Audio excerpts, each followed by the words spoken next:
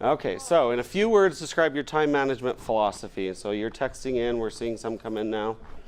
Have tasks that I do each day of the week, okay? And we'll do this for maybe 2 minutes. Don't die. Hey, that's a philosophy.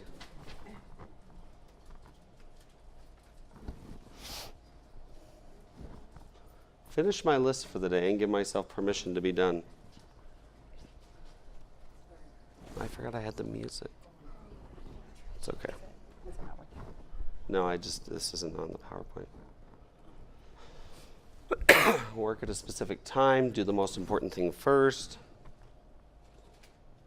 And sometimes knowing what the most important thing is the problem. I'm a basic survivor. I think I realize I misplaced Zill, and maybe you can appreciate that because it's suddenly like the house has to be clean before I can do any of the things that I need to actually do. And my house is never more clean than when I have things I need to do. Reminders app is a lifesaver. Respect the schedule, write a list of all tasks, assign days when I'll complete it. Recognize that I can't do it all, and that's okay, yes. That is important.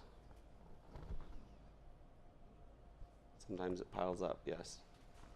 Certain tasks to do each day in an order, email last. Yes. Well, I'm so nervous because we put our kids to bed at like an insanely early hour, but they don't catch on yet. And my daughter just turned 8, but she still doesn't know that she's going to bed at 7. We're like, yeah, that's when everybody goes to bed, sweetheart. 7 o'clock. I know the sun's still out, but they don't fall asleep until like 11, but have plans for each day's work, but be flexible. Keep emails within specific times. Yeah, that's my problem because I get it on my phone, and I respond on my phone too, and I leave my email open all day. I'm just obsessive that way, and it's not a good thing. Okay, they're kind of tapering off here. Let's wait just 1 more minute. Like running a marathon, space everything out and think line upon line.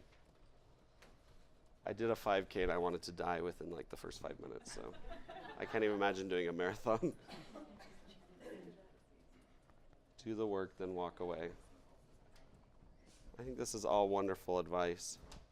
So I'm gonna go back here to our PowerPoint now. I think I'm a train wreck every day and start when kids are in bed too. Start dying about 1 a.m. I like that.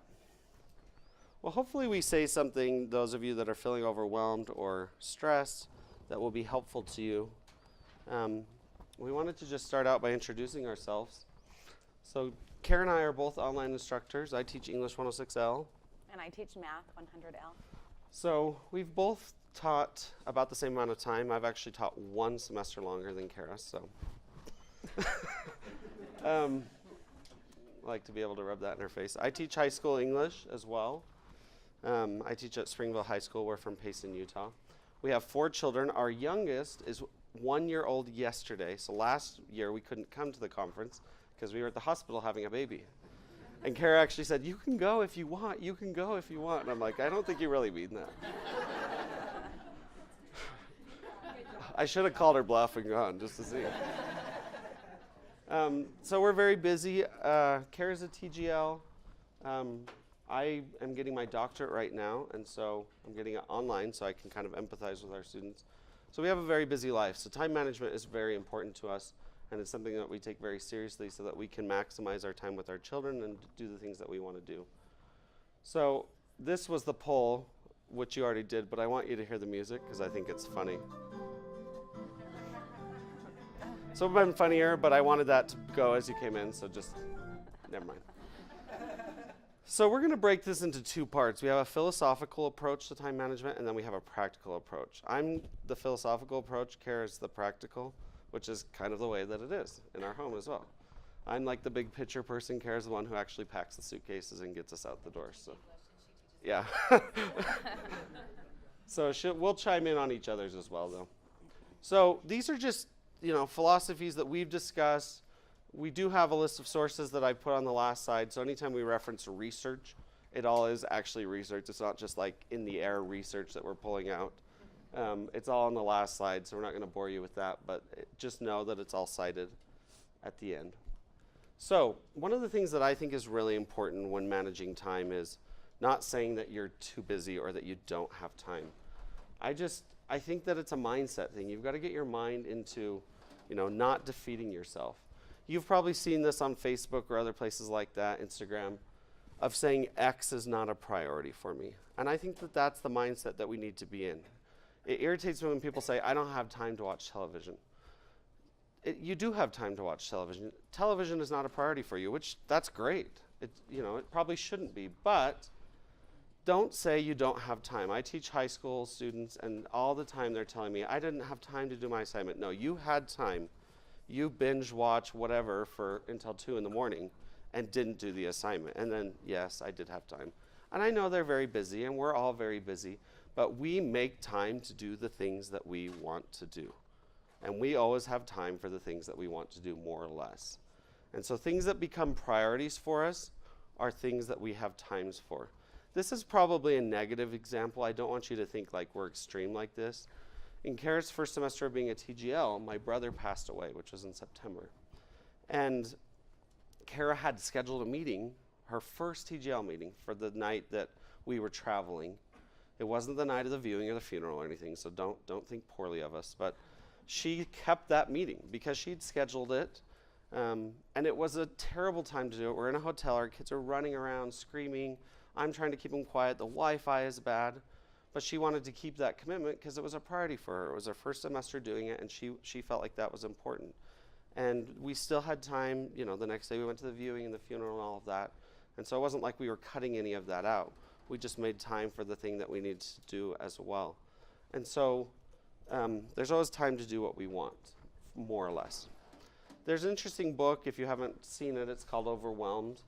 But in the book, she identifies a problem that we have in society that you can probably appreciate, that we see busyness as a virtue. And if we don't fill every moment with something, then that must mean that we're meaningless. And that's a really terrible way to look at the world. And I am very guilty of that. If I'm sitting there reading a book, I think there's a million other things I could be doing right now that are way more productive, a lot better use of my time. Because we see that as a virtue, when really there are virtues in rest as well.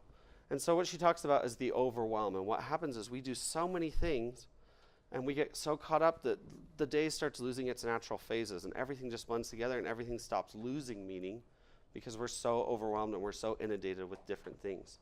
So the goal is, try to cut back if you can, but if not, then stop telling yourself that you're so oppressively busy. That's the number one thing that we do. Because the truth is that we're all much less busy than we think that we are. And by the way, we'll say this at the end, but if any of you want a copy of this PowerPoint or any of the things we reference, please email us. We'll put our email addresses up at the end. We're happy to send it to you. A lady in our ward got up and spoke, and one of the things she talked about is pick it and stick it. So when do we do scripture study? We do it in the morning. Well, sometimes that doesn't work, but we just pick it, and actually we do it in the evening. I don't know why I said in the morning. It doesn't always work, but we've picked it, we're going to stick it, we're going to make it work, no matter what. And that's kind of, the approach that we need to take as well in our courses, that we need to find our best working time and then just make it work. I get up really early in the morning and sit down at the desk. I hate getting up early. It never gets better. I don't understand when people are like, oh, you must be a morning person. I'm not a morning person. I get up early because I have to. I hate it. It never gets any easier. I do not like it. And when I retire, I'm not ever getting up, past 11 a.m. My dad said that. My dad said that, and he doesn't. He gets up like at 10 every day. It's awesome. But just find a time that works for you and then make it work. But at the same time, don't wait for that perfect moment. I'm going to come back to that in a second.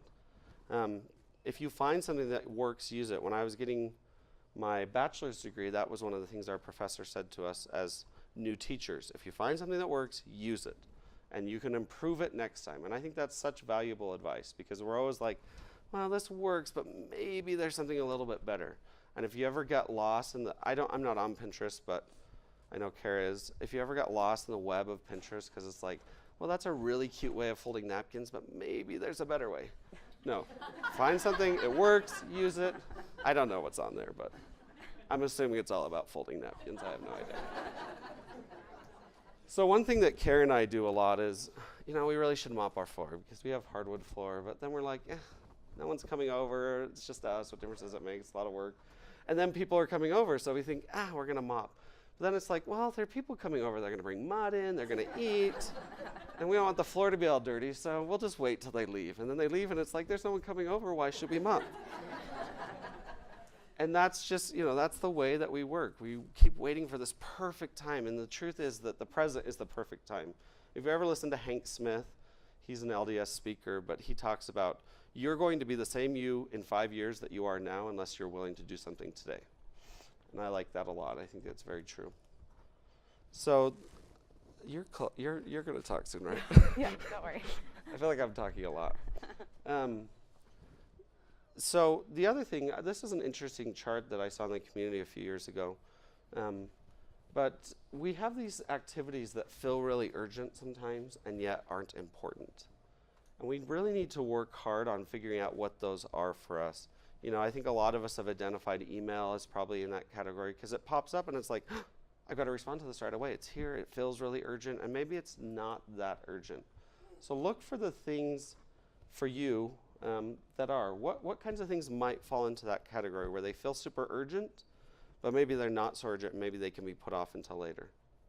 For us, it's dishes, but it might be different for you.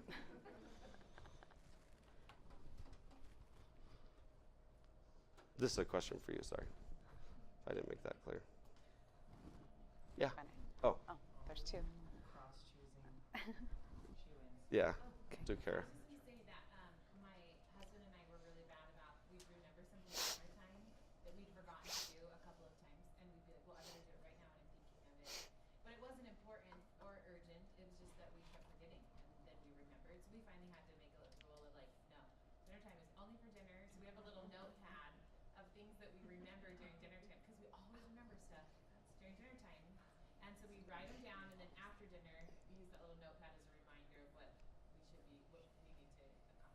Perfect.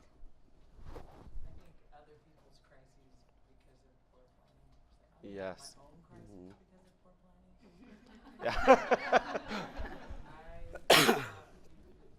in charge of yours as well. Yeah. It's true. Yeah. I think that's an excellent example. So something that we can do, sorry, it's finding my slide, yes. So something that we can do when we're working is try to minimize distractions. I don't know if any of you are like me. When I get on the computer, I open up my Gmail, I open up my work mail. I just open up all the things that I'm going to be using, and then I get distracted. Oh, there's an email with a link, and I go to that, and you've suddenly wasted all your time. And I don't know if any of you have the privilege of working alone. I don't. I have 4 children, always around, always needing something. Somebody always is in the bathroom and always needs me. Like just the moment I'm in the groove. But something I can do is help myself, even though I can't get rid of the children in the room. That sounds terrible. But I can get rid of the distractions that are up, on my computer. I can help myself out. Sorry, those penguins, they were distracting. So we can help ourselves out. Also phones. If you get a message, you always want to jump on that right away. So you can put your phone in another room or just away from you so that you can focus on the task at hand. Let's skip this video. Should we skip this video? Sure. This is a great video. It was on the community a couple semesters ago. It's called Tabless Thursday. Check it out. Did you want me to show it? No, I was just going to say that he kind of goes through a funny, if you haven't seen it, he goes through, he's doing a project and he's like, oh, I should look at this, and then meerkats, and then that leads to sloths, and sloths are being treated unfairly, and I should get involved in this, and now he's, involved in all of these tasks, and he talks about something new called single tasking. It's one thing at a time, so it's just kind of a funny video. What's the name of it? Single tasking is the new multitasking. So I like that he's like, when was the last time you ever just did a thing and just did that thing? I mean, even right now, I'm not just doing one thing. Okay, so I have a little activity for you. So I'm going to play some music, and I want you to count to 500 aloud as fast as you can. You have 30 seconds. Go. Fast as you can. Go, go. 500. Go, go, go, go, go. Can't hear ya. 500, 500. There go, we go. go, go. 500. Wait, did somebody get there? Go, I go, don't go, think so go. yet. You've only got 18 seconds. Oh, you're running out of time. You're never going to get there. 14 seconds. Oh, 10 seconds left. You're not even close yet. Hurry, hurry, hurry, hurry. 5 seconds. Oh. Oh. You're never going to get there. How many of you got it? Just by, did you? Nice, good job. Why are you in here? You can manage time. Oh, that's true. Sorry, count by ones. We were going to do count by prime numbers, but then they're like, that's kind of hard. We're not all math people. How did that make you feel to have to do that with all that stress and anxiety? Okay, so it's hard to focus. Yeah. Okay, good. So you found an easier way to do it? Stressed out? Good, yeah. Yeah, it's hard when you know you're not going to be able to do it and you start feeling anxiety. So if I had said to you, okay, in just a minute, we're going to count to 500 aloud. I'm going to give you plenty of time to do it. You're going to do it at your own pace. And then, prepped you for it that way. Gave you the time you needed, didn't have this crazy music playing, wasn't shouting at you to go faster. You probably could manage that. That wouldn't be a difficult thing to do. And that's the importance of planning ahead, to reduce that anxiety in our life and our stress. So there's research that's been done that shows that living in the moment, that's such a big thing, and it's a big part of our society. YOLO, you only live once, is a huge deal to people. But really, that creates stress in our life, to live in the moment. And I'm very meticulously planned in terms of my lesson plans for where I teach. And people are sometimes critical of that because they think, well, where's the flexibility? How do you have flexibility if you're so planned? There's still flexibility. It doesn't mean you can't change things. And doesn't mean in the moment that you can't do something different if you feel the need. But that doesn't mean that you shouldn't plan ahead. And that's the thing that I think that people miss, is they think, well, I want to be able to be flexible. Yes, be flexible, but I find that I can be much more flexible if I know what my end goal is. And so one of the things they say in this research report is that when people make a plan, they tend to be happier because it takes the chaos of our lives and we make sense of it. The former OCR for English 106L, I love this. She shared this in our group, but she said that her plan A is to get things done. She's going to get up in the morning, wait until the kids go to bed or whatever. But her plan B is, my 4-year-old takes a 13-minute nap, my baby gets sick, won't go to bed, all my 3 schoolboys have to have Valentine's Day boxes, I have to make dinner, clean up after dinner, do the dishes, my hubby works and goes to school, plan B, get it done. And I really like that. I really admire Kara, and this is kind of a funny example, but we've had all our babies C-section, so we know when we're going to go in. And Kara, every time we've gone, has brought her scriptures with her, and while she's waiting to have a baby, she is reading her scriptures because she wants to get it done. It's a priority for her, and it's important, and she makes that plan. And I say, sweetheart, I think the Heavenly Father will forgive you if you don't read your scriptures on the day you're giving birth. But it's important to her to get that done. And I'm not saying, obviously, that everyone should do that or that's the best thing to do, but if something's important to us, we'll get it done. You don't want to say that? So another thing we want to talk about is being purposeful. Instead of sitting down at the computer and saying, okay, I've got to do my work, what needs to be done? Make a plan. Set goals that you want to accomplish that day. Maybe you can set time frames for yourself. Maybe you can't, because you have other things.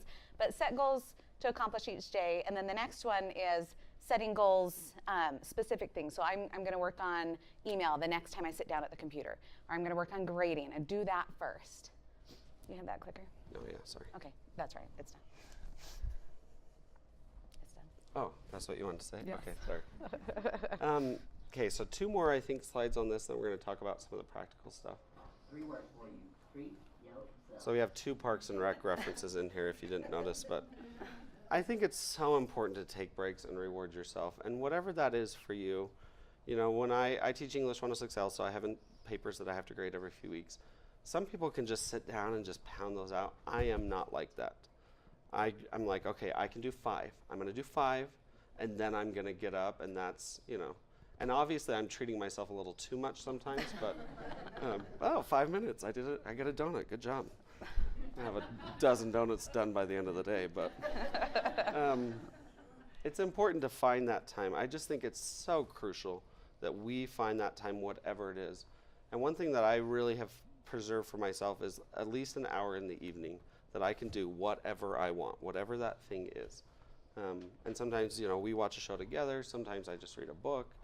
Sometimes I just get to go to the bathroom without anyone pounding on the door, whatever it is.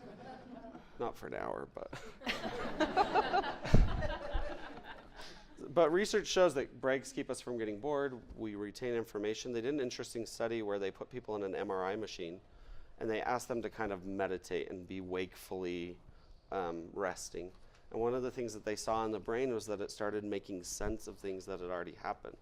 And so not only is it important to rest, but it also is productive to rest, because our brain finally has the time to make sense of everything that's happened up until that point.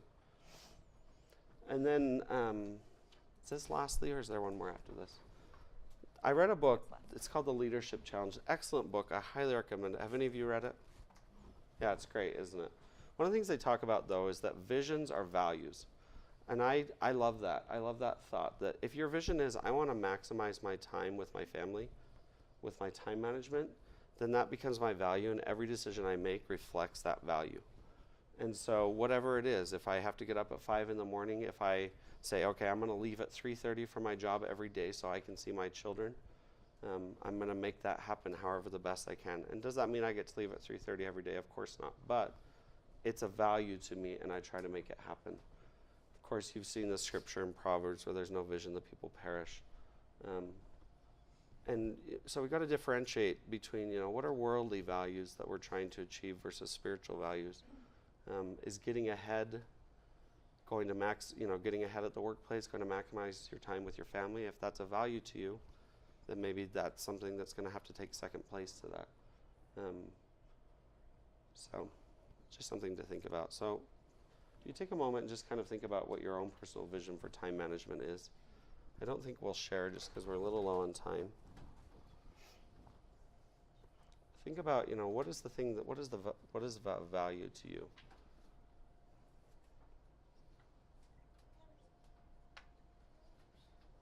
Well, do we want to just quickly, if there's just one or two that want to share quickly, what would your time management vision statement be, or value?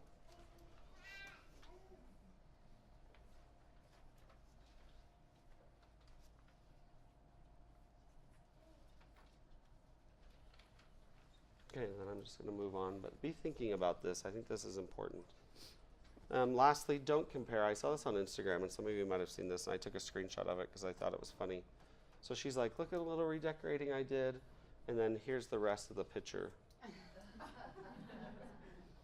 And, our lives feel like that sometimes. I know that mine does, where it's like close up, it's, we've got it all together. No, we do not have it all together.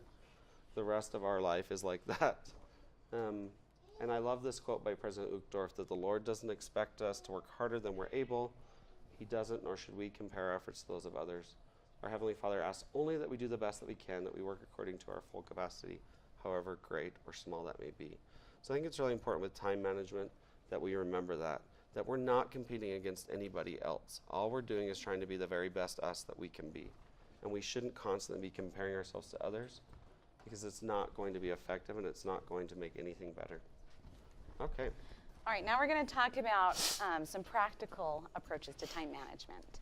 So we have a discussion for you to do. How do I start the timer? Just click on it. Okay. All right, so I want you to talk to people around you. So how do you maximize or save time when you're working on discussion boards or email, gradebook, feedback, announcements, or teaching group things? So you can talk about one of those. You can talk about all of them. Okay, but talk to the people around you for 2 minutes about how you manage all of that, how you make time for it. Man, I feel like I'm losing my voice. You did a great job. What? You did a great job. People are writing things out. And nodding their heads, and look at you. I just feel like we have to hurry through it too fast. What time is our time up? 12. Oh, we're going to be done at 11:55. Okay. Is that enough time? Yeah.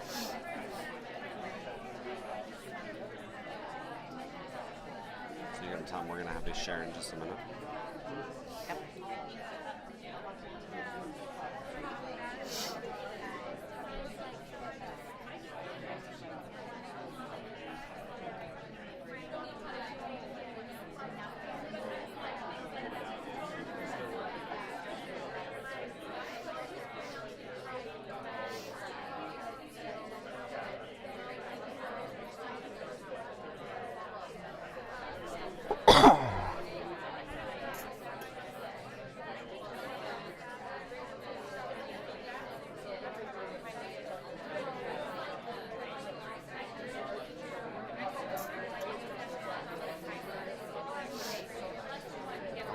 That we have our students email us specifically what they're missing. That'd be a good thing to bring up with grading, maybe. Okay. Will you Sorry, am I remind me? messing this up? Will you remind me if I forget? Yeah, I'll say.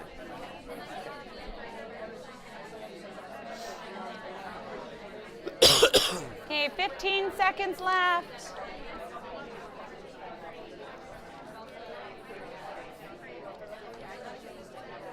All right, finish up your last sentence.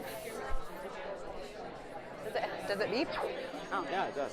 Hey, it does. Ah. There we go. Is that how I ended it? All right. Okay, hopefully you shared a lot of great ideas. We're going to go through each one of these things, and I have just a few tips or hints, but then if you have anything that either you shared or somebody around you shared that should be up here, feel free to tell us. We want you to participate in this part. Okay, but before we move on,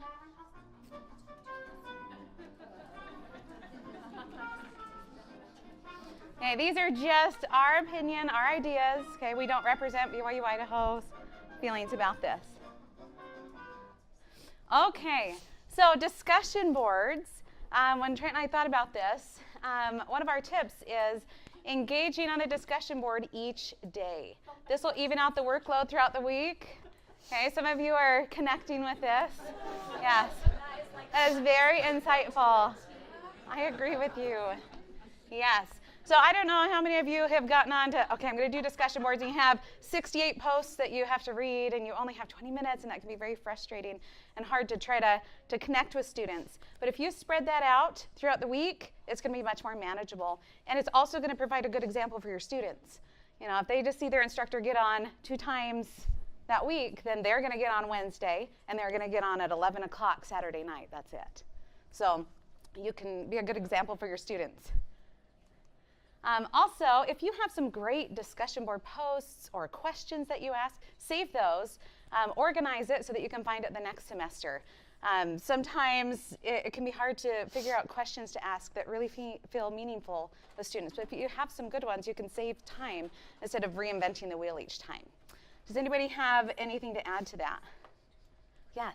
Sometimes I go into the discussion thing and then I do expand on all of them, and then you can do a search. So you do, Control F thing, and you search for a particular word, and so you know that those are the discussions that go along with the question that you've already pre-invented. Oh, perfect. So, Perfect. that you type in. You just do a search or a find. So Is it Control F? yeah. So Okay. it's control. Or control. Yeah. Is it Yeah. Control F? You do that. Okay. I questioned myself, but anyway, I just learned that this semester. I figured it out, and I thought this is so helpful. Yes, thank you for sharing that. Okay, yes? One thing I like to do also is sometimes write up my own prompt for discussion beforehand, and then I can go to each of the 5 discussion boards and post that before any of the other students do, so I can actually reuse that post in the next year, and so it's just just copy and paste that and put it all 5. Absolutely. And then it's just they see that I'm jumping the discussion board up front on day 1, and so then it gets a little bit more encouragement. Perfect. Thank you for sharing that. Yes. I post a game in one of my discussion boards, and they don't have to participate in the discussion if they play the game. And then I use that as a teaching tool. Nice. So it's like, here's the word of the week. Can you figure out what this word? I teach medical terminology, so I find these bizarre diseases that have these, multiple layer words. And then at the end of the week, I post a picture and the diagnosis and the treatment, and they can learn more about Nice. that particular thing. But that exempts them from having, if they participate in the game, it exempts them from having to participate in the other discussion. Perfect. What a great way to make it fun and then engaging. I only interact with those students. Mhm. And so they see that, and so more and more participate in gaming each week. Wonderful. Thank you for sharing that. Any other comments? Okay, another thing that we thought of that you can do is keep track of students that you interact with, so that you know that you're not interacting too much on the discussion board. You can pull yourself back, or if somebody needs a comment from you, it just helps keep you organized so you can maximize your time there. This is the way that I keep track of my students. The blue boxes, those are the discussion boards, so I fill that in so that I know who maybe I'm contacting too much, or if I need to like back off a little bit, or who hasn't participated in a long time. That's just one way to organize that. So this one's mine, You need and that. so I have the student names right here. And then one thing I do though is I put the weeks that I'm grading the papers, because that takes a lot of my time. And on those weeks, I try to only respond to 6. So if I have a class of 30, then I would respond to 12, 12, 6. So I have it divided into thirds, so I'm responding to a third of the students every week. But some weeks I'm only doing 6. And of course, it ends up being a lot more than 6 posts, because they might respond to my question, then I respond to them, and so on. But that's the number of students I'm responding to. All right, so now we want to talk about email. And at that beginning activity, a lot of you said, email, do it last, or don't keep checking it, check it once, walk away. Okay, those are perfect tips already for this. So choose a specific time of day to read or respond. I'm guilty of, looking at it way too much, and then you get the emails of somebody asking you to reopen something, or, so it could maximize your time if you choose just a time to do it and then walk away, because you can still respond within 24 hours coming back the next day. So that's okay. Let's see. And I already said this. Don't go back to your email until you've finished all of your other goals. So just keep checking. So anybody else have something to add about email? Yes. Because I teach international students, and so at the very first introduction, I tell them where I live, and I tell them the time zone. Because I get students who email me for me at 3 o'clock in the morning, and then email me again 20 minutes later, Yes. and then again 20 minutes later, because they're freaking out. Uh-huh. Because the button's not there to send it, or whatever their problem is. And they're like, why aren't you answering me? And I'm like, because I'm sleeping. I'm Right. not going to get up at 3 in the morning to help you. I'm sorry. I'm going to be selfish there. And so if students know, they know what time it is for you and when you're going to be available, it makes it less panic for me. So I'm not waking up to 40 emails from the same person Right. freaking out. Yeah, And then, they're not freaking out. Thinking I'm ignoring them. Perfect. All right, right here. I figured out how to cut down my email load quite significantly. I've taught the same class for 3 years now, so I know what are the common questions each week. And so I created a frequently asked questions Nice. post, and I put it in the little question conversation board. It's pinned to the top, and that is cut down. And then I told my OCR, and she's like, we should just add that to the course. And Yes. so there's another thing. If you can answer the questions before they ask them, then a lot less emails. Wonderful. All right, go ahead. Oh yeah, I do the same. But adding on to that, if I get 3 emails with the same question, then I go in and I clarify the instructions. And so each semester I get fewer and fewer emails that are asking, if they don't understand or whatever. Perfect. All right, back there we had some. Okay, there's 2. So in the front and then the back, right there. And sorry. I meant the 2 people in the back row in the front and the back, and then we'll come up here. Go ahead. So I let my students know my schedule. I say, okay, I answer my emails in the morning. If it's urgent, get it to me in the morning. If not, you're going to have to maybe wait a little bit longer. And I also tell them if I'm grading, this is when you should expect. I just let them know what my schedule is, and then I don't get what's going on. They just respect his schedule for some reason. So Perfect. Thank you. Yes. I was really frustrated when I would email from iLearn and not have a copy of that email. And so I started blind copying myself into all my emails when I email from iLearn. So that saves me a lot of time because they don't have to go into Outlook to do the emails when I'm emailing about assignments or if they've uploaded the wrong assignment or something. And then I can also have that in my inbox as a reminder to follow up if I need to. And that's just, it doesn't maybe save you time in the sense because it's just giving you more emails. But it does because you don't have to go back and forth all Right. the time. It keeps track of everything. Perfect. Thank you. Yes. So one thing I also like to do with email is to flag it. So when I get a new, because we get all these emails hey, this new computer screen's on sale for $25 off. Do you want to, so what I do is whenever I get emails, I just click through them real quickly, and then even from students, I just flag it if it's something I need to deal with later, and that's when I'll go on that specific Perfect. time and email them. So I never answer any emails, but I always flag them real quickly. Perfect. Thank you. Yes. I end up trying to search through all my email, and yes, I flag it, but then I have a flag of like 25, and then I'm searching through that as well. And so You have to what flag I the flags. try to do is I create a folder for each semester, and so when I have an ongoing thread with a student, I just put it in the folder, and then I know it's easier for me to sort through, and it just is one thing that works well for me. Perfect. Thank you for sharing. All right. Anybody else? Yes. So before I taught college, I used to teach first and second grade, and I found it's very similar. Except that first and second graders are easier because they expect discipline. But I would have this 3 before me because they'd ask you a bunch of questions. So you have to try 3 different places to find the answer yourself before you come and ask me at my desk or in the middle of me talking in class. And so I implemented it with my college students because they would ask me questions. I had a student who emailed me and asked a question that the email he responded to was the answer to the question. The title of the email was the answer to the question. And so finally I said, if you're asking a question about the class, you have to look in 3 places, the syllabus, the notes, or anywhere. And then when you email it, tell me the 3 places you have looked, and then I will answer your question. Perfect. So cut down a lot on answering Yes. questions that are not in the assignment description or in the Right. syllabus or in the notes. They just don't want to look for it, and they just email it. You're teaching them great skills for the future. That you can find answers. Wonderful. Yes. One thing that's really cut down on my emails is just getting rid of all the duplicates, because I tell them from the beginning that if they email me twice about the same thing, they're just going to bog down my email, and it'll take me longer to get back to them. And so I kind of get giddy when, it doesn't happen very often, but when they do send me like 2 in like 30 minutes, I just laugh because I purposely don't respond for 23 hours and 59 minutes. And then when I respond to them, I tell them, I noticed you emailed me twice. It takes me a lot longer to go through if my emails have 2 of everybody. And I would have been able to respond quicker if I didn't have so many duplicates. And then they kind of learn a little bit there. And there's just the answer. That's a good idea. Thank you. All right. Anybody else before we move on? Okay. All right. So grade books. Establish specific days to do your grading. I know that when you have really big assignments, it can take multiple days. But I do all of my grading on Monday. And it helps so that when I get an email from a student, hi, I've submitted this, will you grade it? I just let them know on Monday I'll grade that. Instead of them choosing what I do with my time, I'll get to it on Monday, helping them be patient. Some of you saw this video that was sent around about entering zeros for all of the lesson assignments at once, instead of clicking on an assignment, entering zeros, save and close.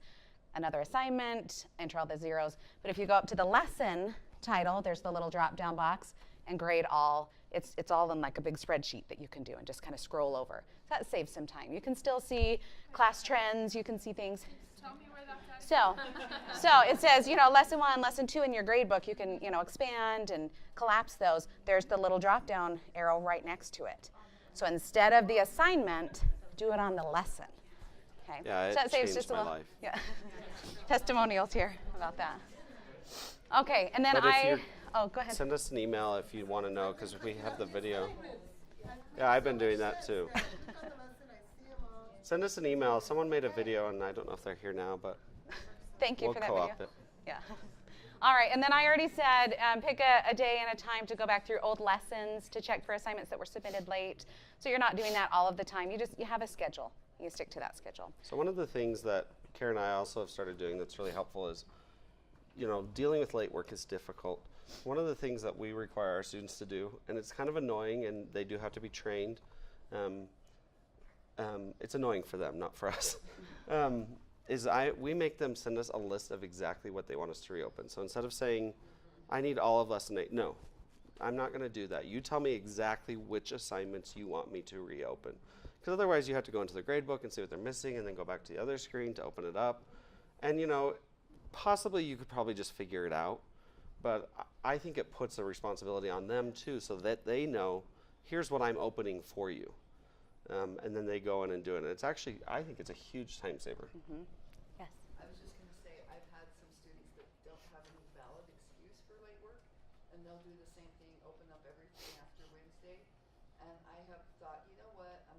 hold them more accountable and let them kind of experience those consequences.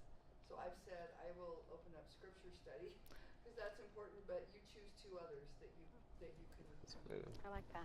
Thank you for sharing that. Yes. I also follow up when I, like what you said, I also follow up with, it's only open till this date, and you must email me when you complete it. That's great. Or I won't go back and change Yeah, that's a good idea. Perfect. Thank you. Was there another? Yes. I'm just gonna, along with what she just said, is a lot of my assignments are submitted and there's no end date where they can't submit it anymore. But I tell my students all the time, Ireland does not notify me when you submit late work. So if I've graded the assignment already, I won't see it, and so I will not grade it unless you email me and let me know that it's there. But then I also like drop points for late work. Mm-hmm. Perfect. Thank you for sharing that. Okay. So we debated putting this in here, but this is just a PSA. 'Cause sometimes it's odd, but people don't seem to know that you have to grade everything within 7 days. And I know you all know that, but just in case you have a friend who didn't know, there you go. All right. So with feedback, save your feedback in a document so you can use it and adjust it each semester. If you know that you're going to write the same thing over and over, save that and organize it by lesson so you can find it, or organize it by assignment so you can find it easily. When I have big assignments, I have feedback for students who got 100%, students who missed this rubric item, students who missed this rubric item. And then I always can adjust it and add more things, but it's so nice not to start from scratch every time. And then one of the top things students always want, they want more feedback. So if we can find a way to do it more efficiently and give them more feedback, that's better. Yes? But they don't read it. That's a different class. What really frustrates me is I give feedback every week on 2 or 3 assignments every week to every student. And then I get on my evaluation, the teacher never gives me feedback. No, you don't read it. Right. I give it Right. to you, you don't read it. I think that they're not looking at some of the different places that we can give feedback, and Right. they don't know that I can give it at an individual question level or at the broader assignment level. And I don't think they're looking. I'm convinced they don't. And so maybe I'm playing into their hands, but when I give feedback, I email it to them or I instant message it to them. I don't expect them to find it. Okay. Because I don't think they will. Thank you. Comment. That's a good idea too. I was having the same problem, and it is like a little bit different. Anyway, I didn't know when I learned how they were doing it. So I put it. I could see that it wasn't always getting accessed, and so I just put an announcement and I said, just so you know, and I posted this a few times. Get a this message. Every week I leave you guys this one assignment. If you're not sure how to access it, and I just found in the help questions. Here's how to find out. If you have any questions, email me. And I did get like several people were like, I had no idea you were leaving feedback. I'm like, good thing I was reading feedback. Yes. And then they're like, oh, so that's how I get it was anyway. So that helped because I was having to listen to them. And of course, there still are people that don't, and that may not change. But at least now I'm like, oh, well, they didn't. A lot of them just didn't know. So. Okay. Thank you for sharing. Okay. Oh, yes. Just a quick tiebreaker feedback. This text expanding software. If you've ever used it, especially like for one assignment, if you have multiple feedbacks, 100%, miss that. It makes, instead of having to go back and copy and paste and keep changing it, text expanding software is really helpful for that. Perfect. And you can organize it in tabs. Perfect. Thank you for sharing that. All right. So announcements. Save your work. You can do. There are wonderful things that you do. You can, reuse them next semester. You can always spice it up, but it's nice not to start from scratch. And I already said that. Don't get stuck in a rut, but don't reinvent the wheel. Shoot for at least 1 a week. 2 is great. Probably not more than 3 because it starts to get overwhelming for instructors and students. Yes. Sorry, we're gonna have to speed up because our time is almost over. So if we have some to-do lists that we're not going to talk about, but if you want to look at them, we'll send them to you. Kara does it kind of by lesson. I do it by day of the week, and then I check it off by highlighting it when I'm done. Kara does this for a TGL group. And this is also for TGL. So we're happy to send those to you. We wanted to make sure we end on time. So I have this last quote by President Dorf. God wants to help us to eventually turn all our weaknesses into strengths. But he knows that this is a long-term goal. He wants us to become perfect. And if we stay on the path of discipleship, and we heard tonight wonderful messages in this regard, one day we will. It's okay that you're not quite there yet. Keep working on it, but stop punishing yourself. I think the best life advice I've ever received is do your best and your best gets better. And I think that's all you're expected to do is your best, and your best gets better as you go. Sorry if we had to cut off some of the conversation. We love your comments. We appreciate your input today. Please feel free to send us an email. Really, honestly, we're happy to send you anything that we use. So please feel free to contact us. But we wanted to get done early because that leaves a good taste in my mouth when something finishes early. So thank you so much.